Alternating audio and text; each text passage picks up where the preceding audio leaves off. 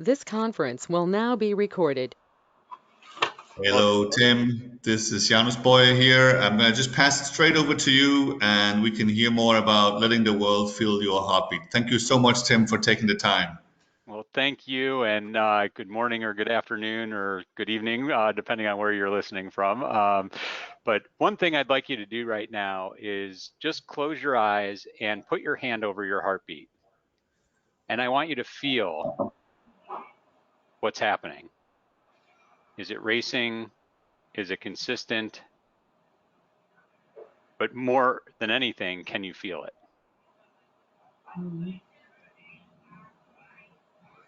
Now, the amazing thing about this, and you can open your eyes now, is that we never had to stop and think about our heartbeat, but it was there.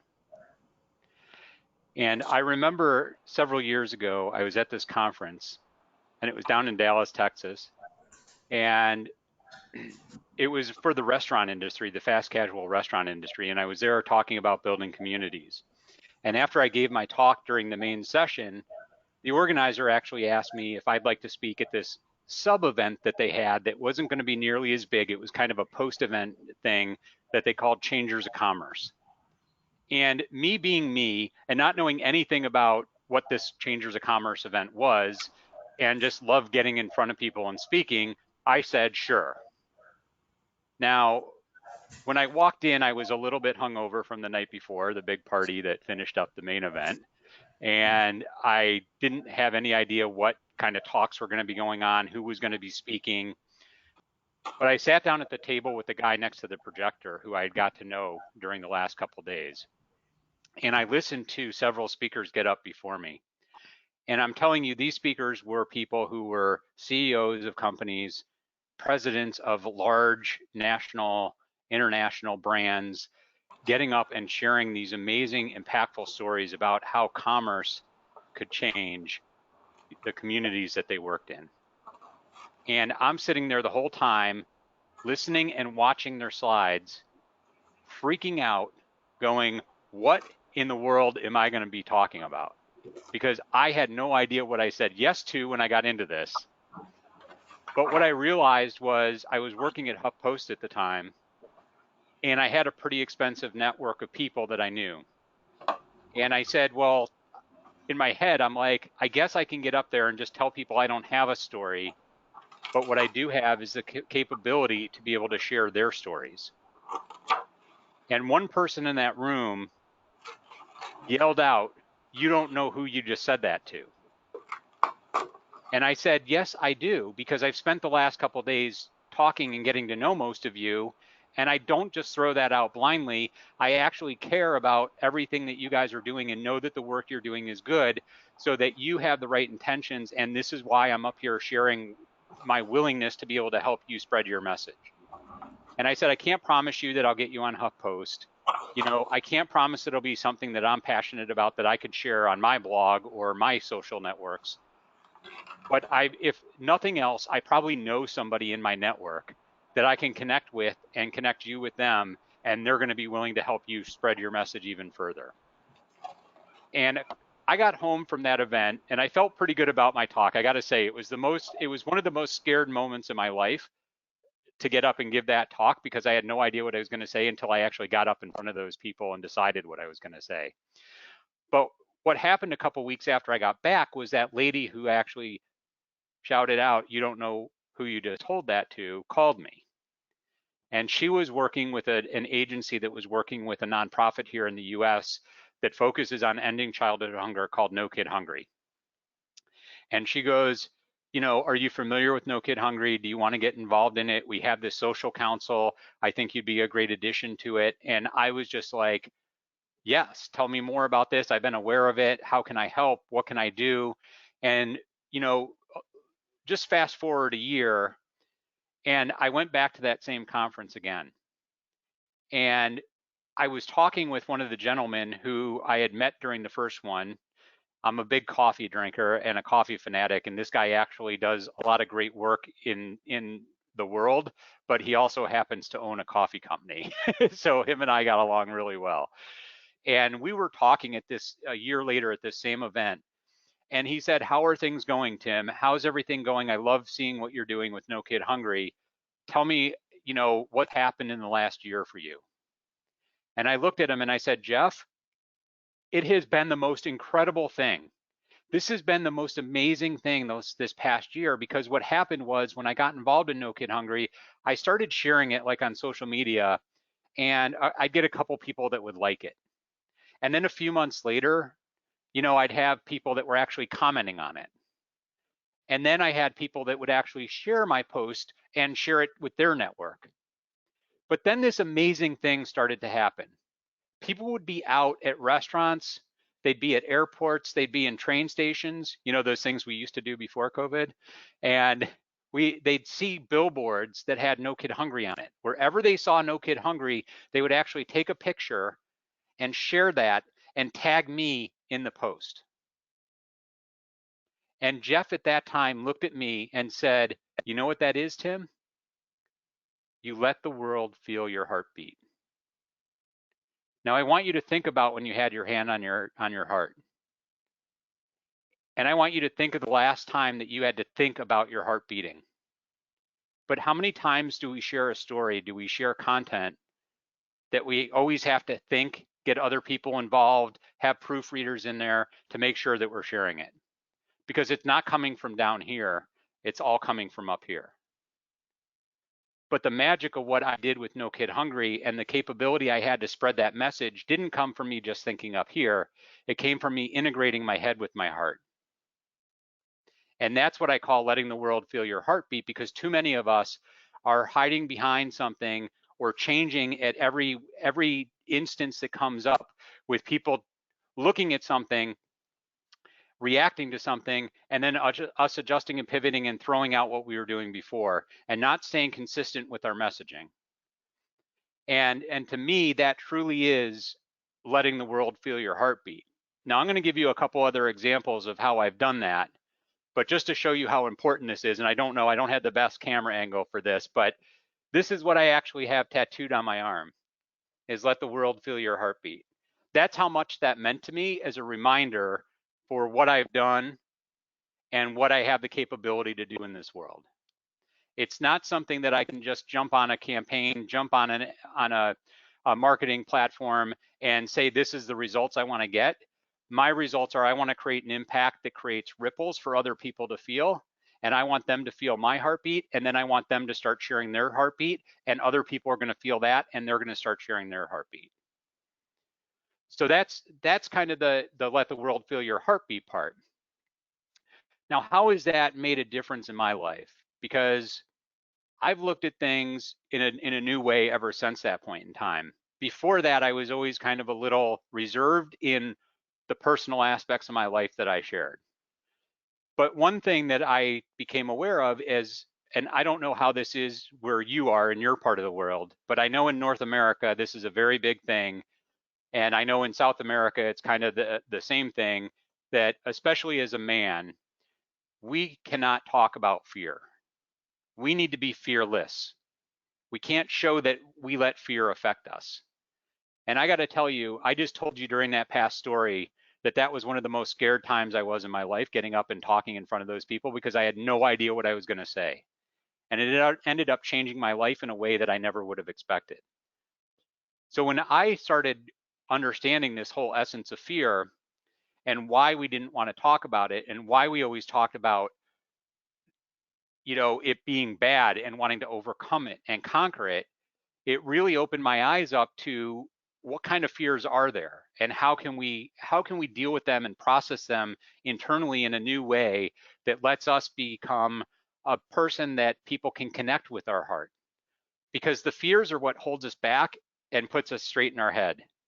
When we put fear to the side, we allow it to enter our heart, and we know fear is coming from a good place. So what I've learned is there's two kinds of fear. There's rational fear and there's irrational fear. Now, I'm going to give you a couple examples, and you don't need to actually say what it is, but I want you to think in your mind, what kind of fear? Would this be a rational fear or an irrational fear? Getting hit by a oncoming train if you step in a train track. rational or irrational? Losing your job, rational or irrational? Not being good enough, rational or irrational? Not having enough money, rational or irrational? Putting your hand in a pot of boiling water, rational or irrational? Now, as I'm giving you these, how many people were thinking almost all of them were rational fears? Just raise your hand if you're on video. Yeah. And you know what? Almost all those, except for jumping in front of a train, oncoming train, and sticking your hand in a pot of boiling water, those are rational fears. Everything else is an irrational fear. Why? Because we have a preconceived notion of what's happened in our lives before that makes us think our fear, our ego in our head is making us think that that's a rational fear, because rational is what protects us. So we don't get hurt and we don't get killed. If you were to lose everything that you had today, would you still be alive? Would you still have people around you that loved you? Would you still be able to exist and look at things in a new way? And those are all things that we can do when we don't let fear stay in front of us. I heard this great, I'm in a storytelling group, and I heard this great example of a guy talking about ego. And I firmly believe that fear is one of the faces of our egos, one of the names that at least my ego has. And he said, if you look at a bullfighter who has a cape, that cape is your ego or your fear, right? Now, when the bull comes, does the bullfighter actually hold that red cape up in front of him, or does he pull it to the side to let the bull go by? Because we can never let go of our fear completely, because it's part of us. It's who we are. It's who makes us who we are. And it does help us from jumping in front of that train or sticking our hand in a pot of boiling water. But those other things, when we set the fear aside and let that bull run by us, we start to understand the possibilities that now exist in front of us. And we get to see what opportunities are there. That's what I really look at fear as. If we can differentiate between rational and irrational fear, we can move from problem solving to opportunity creating. Because now we're able to see clearly, and we're not blinded by our fear holding us back to what it thinks from past situations, from past environments that we've been in, it needs to do to keep us safe. Has anybody ever gotten a job by being safe? Or have you taken a little bit of a risk to get a job? Right? I'm seeing some heads nod, and you get this. If you're dating or if you're married, did you play it safe and not ask because you didn't want to be rejected for that date or for that marriage? Or did you take a risk and actually put yourself out there and do it? Right? These are all times where our fear is playing with our heads. It's holding us back. But for some reason at that moment in time, we usually put the cape to the side. What I'm asking you to do is think about this in your everyday life, just even if it's just today for the next hour after we're off this call. I want you to start thinking about every time you start having a thought in your head. I used to say I had voices talk to me, but people thought I was a little crazy. So now I just say I have voices in my head. It sounds a little bit more sane. But when you have that voice in your head, right? Think about, what is this trying to tell me? Now, a great exercise that I've done, and I do this just instinctually now, but when I first started, I would have a written dialogue, like almost like a playwright, would write down a script for a play. And I'd ask fear if it could have a conversation with me. And then just in a free flow conversation, I would actually have fear talk back to me. It was my fear, so I was writing the words down, right? I was saying the words, but it was coming from why fear was telling me this. And I just go back and forth with it. And the only rule I had was I needed to be polite, I needed to be respectful, and I needed to make sure that fear would be willing to talk to me again at the end. And usually what I did was I'd ask fear why it was wanting to hold me back, why it was telling me I shouldn't be doing something. And what happened was I would come to a situation where I understood fear was using my past situations to try and protect me. But what I reminded fear was, after all those situations, like asking my wife to marry me, asking somebody out, they all ended up pretty good. I wasn't killed. I didn't get, I didn't get to a point where I couldn't ask somebody again. I just did it again if I got rejected. Nothing bad happened to me other than maybe my ego took a hit, and that's fine with me. But I wouldn't have found what I found if I didn't take that risk. All I wanted my fear to do was trust me to take the risk again, and if I was wrong, it could come back and tell me so. And I'm telling you all this because back in November 30th, it was right after the Thanksgiving holiday here in the US, and I had this pain in my side, and my wife wanted me to go to the ER, the emergency room, and I didn't want to go. But that pain got so bad after like 3 days that I finally went on Sunday just to an urgent care place that I could walk to in our neighborhood. And they thought I had kidney stones. And they ordered a CT scan for me. So I went on Monday to get a CT scan. And right after, about an hour after the CT scan, they called me from the ER, or from the urgent care, and they asked me if I could come in because they needed to talk to me. And I said, well, I guess they're not going to just prescribe me some medicine to, reduce the size of my kidney stone. They probably actually have to do a procedure. Well, when I went in there, I didn't go through the normal registration process where you fill out the forms and everything. They just said, oh, the doctor's expecting you here, come back to this room. The doctor came in, closed the door, and he had a sheet of paper in his hand, and he looked at me and he said, you have cancer. And I just smiled at him and I said, okay, what do we do now? And he looked at me and he said, well, do you have a history of it? And he went through all these questions. But the main thing that I did was I started asking him, well, how big is it? Where is it in my body? And basically it was stage 4 because it had already metastasized from my colon to my liver. And I later learned from a PET scan that it's like all over my liver. So they just can't, liver's the only organ in your body that they can remove part of and it will regenerate itself. I don't have enough liver left for them to remove my liver and still have something to regrow. So right now I'm just undergoing chemo. But what I looked at in that moment in time, and it was almost instantaneous, and this is the opportunity creator that I become instead of the problem solver, it wasn't how am I going to cure cancer? It was how am I going to take this opportunity of having cancer and have it change the world? And what I've done is I've decided that, one of the things I want to use my voice for is a voice to get checked for colon cancer when you're 45, because most people are getting it when they're 50, and most people don't even do that when they're 50. And if I was diagnosed at 52, that means my kids need to get diagnosed at 42. So I'm looking at getting cancer as a gift. It's a gift of how I can create awareness for colon cancer. It's a gift in how I grow my relationship with my wife, because I might have the cancer in my body, but I got to tell you, cancer affects your whole family. And she is going through this just as much as I am, and maybe even, taking it a little bit tougher than I am. But that's something that has brought us closer together to understand. We've been together for 16 years. We just celebrated our 8th wedding anniversary. And I've never felt closer to her than I felt in the last couple months. And I'm only sharing this not to make you feel sorry for me, but to help you understand that if I can go through this and see cancer as a gift, look at the next time you face a challenge and don't look at it as a problem to solve, but get your fear out of the way and look at it as an opportunity to create.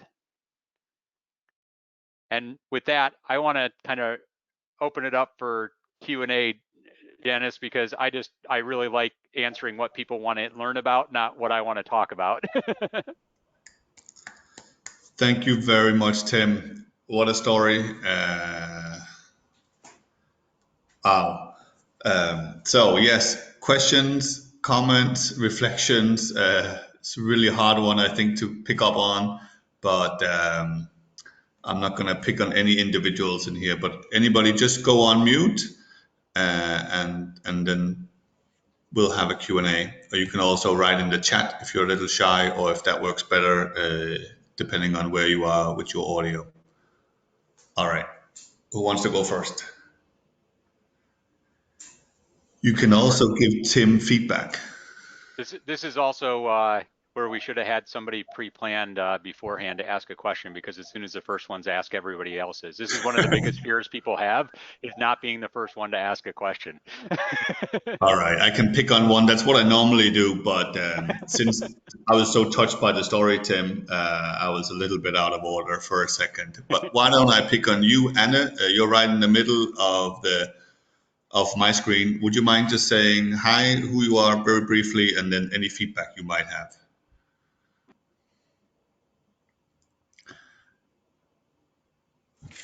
Yes, hi. And hi, Tim. Thanks for sharing. That was quite a story, and just basically, I don't have a question. I just wanted to say I really appreciate you sharing your story with us. It's really great. A little bit about who I am. I am based in Aarhus. I'm at a football club, our local football club, AGF, which I know Janus is a big fan of.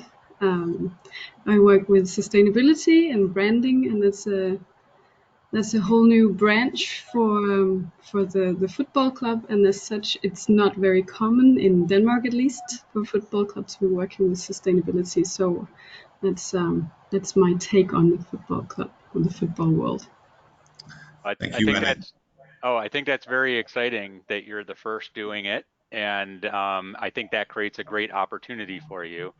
So can I just ask you, will you at some point during this day stop and think when you're blocked with something, that you have something telling you shouldn't do something, that you will go through that exercise and see if you can turn it from a problem solving to an opportunity creator? Definitely. And I thought your first exercise was just feeling your heart. I don't know, it's so simple but so efficient somehow. It's a great reminder that we can do anywhere if we start forgetting. You just put your hand on your chest, and nobody's going to look at you funny, right? I mean, unless if you hold it there too long, they might think you're having a heart attack or something. But, well, all right. Thank you, Anna. Anybody else? I'm not sure if this made it harder or easier. I guess I'll go. Yes, you go. Brian Tomlinson from Hamburg. So you don't have to turn my mic on accidentally.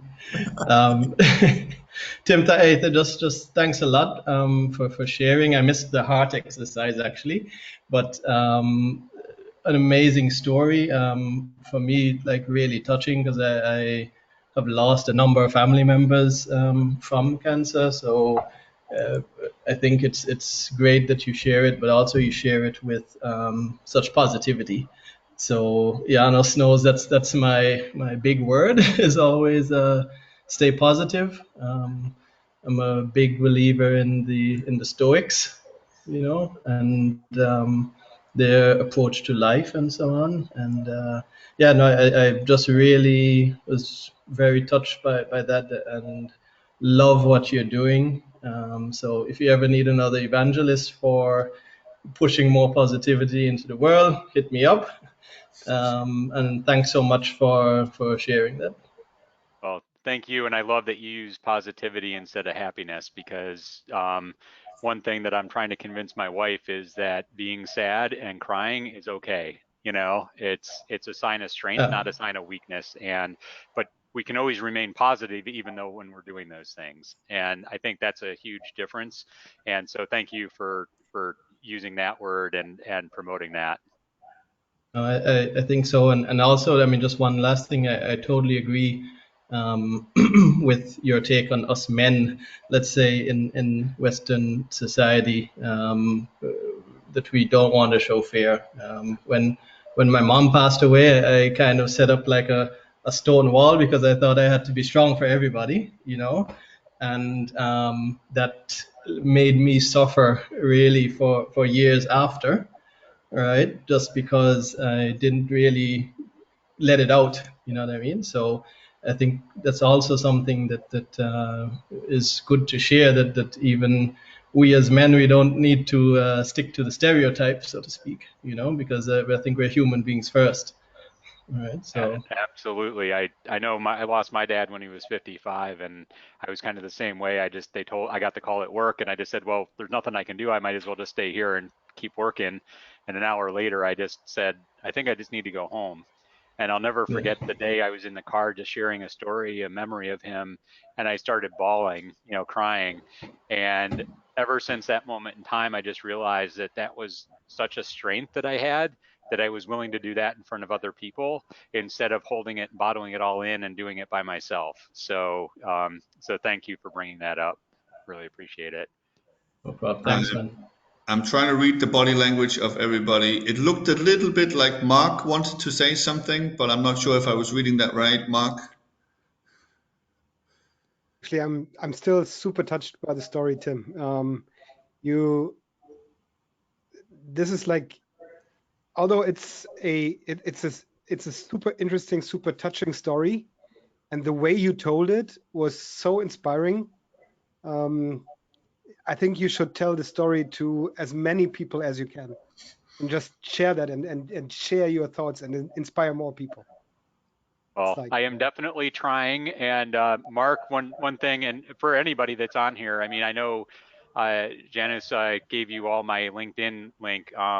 I do share a lot on Facebook too. So, and I'm very open with connecting with people. If you just remind me of like how we met, and I do a weekly update every Sunday on what's going on with my cancer. And usually the main thing is at the end, I'm reminding people to get tested early and doing that. So one way you can help share is by just friending me on Facebook and looking for my Sunday updates on my cancer update, and it'll be a great way to get that out there. And I'm Thank you.